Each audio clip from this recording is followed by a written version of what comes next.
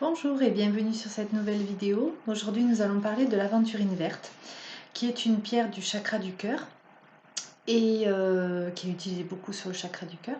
Donc je vais vous la montrer donc d'abord en cristal. Voilà. C'est une pierre vert pâle avec des petites inclusions blanches qui peut aussi briller parfois. Alors en cristal c'est un petit peu plus rare qu'elle brille. Là en pierre roulée. Celle-ci est assez grosse et assez foncée.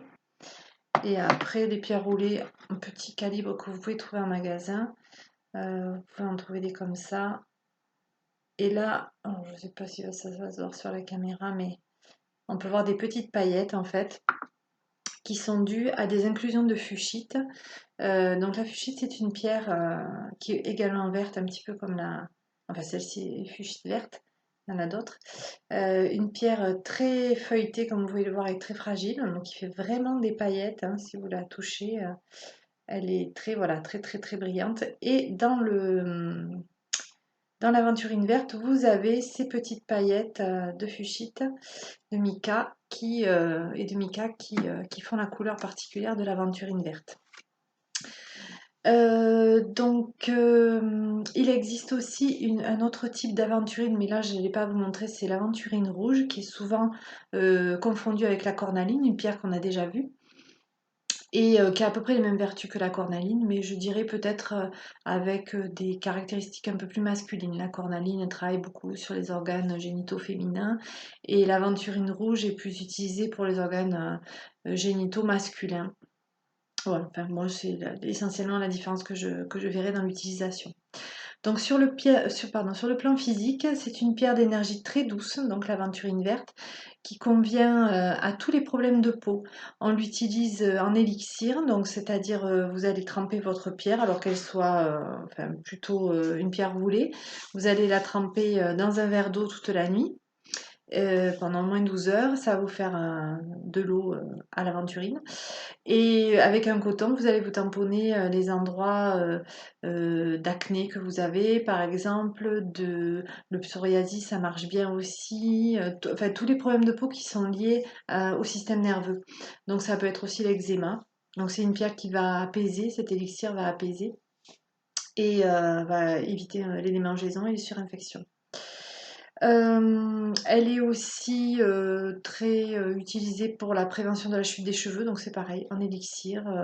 Après un shampoing, vous mettez un petit peu d'eau sur la tête, voilà. Elle régule les fonctions du foie et de la vésicule biliaire aussi. Donc ça, c'est quand on la porte sur soi plutôt. Elle équilibre la fonction cardiaque, donc tous les gens qui ont des problèmes de tachycardie, bon évidemment pas des problèmes graves cardiaques, mais voilà, tous les gens qui, dès qu'ils sont un peu en stress, pouf, il y a le cœur qui s'emballe, etc. C'est vraiment une pierre qui apaise beaucoup ça. Elle calme la nervosité, donc moi je l'utilise beaucoup en cabinet pour ça, pour le stress en fait, hein. Donc le stress qui est une agitation, on va dire superficielle au niveau du corps, et l'angoisse qui est une agitation beaucoup plus profonde et très souvent avec des liens dans le passé ou des phobies, des peurs, etc.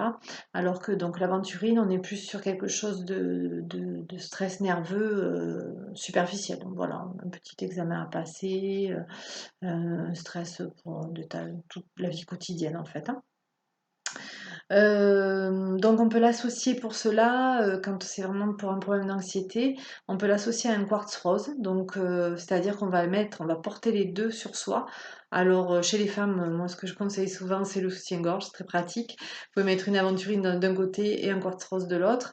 Chez les hommes c'est plus compliqué puisque c'est chakra du cœur, hein, donc il faut le porter sur la poitrine. Donc on peut les trouver en donuts, donc avec un trou au milieu, vous mettez un fil et vous pouvez les porter une sur l'autre comme ça. Donc elle va favoriser aussi la croissance des enfants et des plantes. Vous pouvez, avec votre élixir, verser l'eau dans les plantes. Elles adorent l'eau d'aventurine, les plantes pour grandir.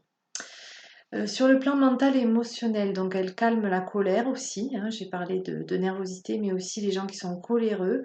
Elle va renforcer le self-control, c'est-à-dire, voilà. Alors là, plutôt à poser sur le chakra de la gorge, mais bon, sur le chakra du cœur, ça marche aussi, je l'ai testé. C'est une pierre généreuse de compassion.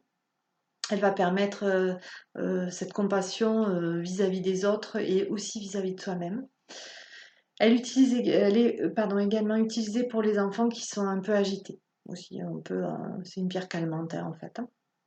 Sur le plan spirituel, c'est une pierre qui aide à choisir ce qu'il y a de mieux pour soi. On peut l'utiliser en méditation. C'est une pierre positive et de prospérité créative. Donc elle est efficace contre le vampirisme énergétique. Par exemple, les gens que vous savez, ils vont même en vous téléphonant, vous savez que ça va vous bouffer de l'énergie, ou des gens qui viennent vous voir ou qui vont passer des vacances chez vous, où ça va être compliqué. Voilà, vous pouvez prendre des pierres comme ça, euh, pas pour vraiment qui vous bouffent pas votre énergie en fait. Hein. Voilà, c'est surtout pour ça. Sur le chakra coronal, donc c'est le chakra qui est ici au-dessus de la tête, on peut l'utiliser pour recevoir une vague d'amour de nos guides. Donc c'est une pierre qui va permettre aussi cette connexion au spirituel et au divin. Voilà, je vous remercie, j'espère que cette vidéo vous a plu et je vous dis à demain.